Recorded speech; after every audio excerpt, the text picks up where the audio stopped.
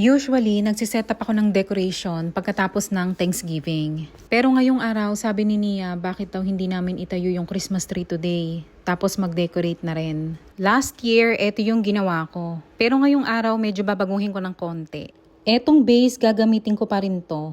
Tapos may nabili din ako sa ukay-ukay na Santa Claus. Ang maganda nito, nalalagyan siya ng kandila. Pero itong inilagay ko, battery operated siya.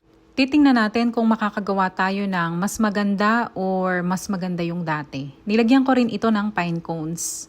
At syempre, kandila na amoy holiday. At syempre, ang paborito kong chocolates ay hindi mawawala. 3, 2, 1. At ito na ang ating Christmas decor center table. Mas maganda ba ito o yung last year? O diba, binago lang natin siya ng konti pero maganda pa rin naman. Tingin ko mas bet ko ito kesa yung last year. Iba rin talaga sa pakiramdam kapag may Christmas decor. Magandang umaga, Pilipinas!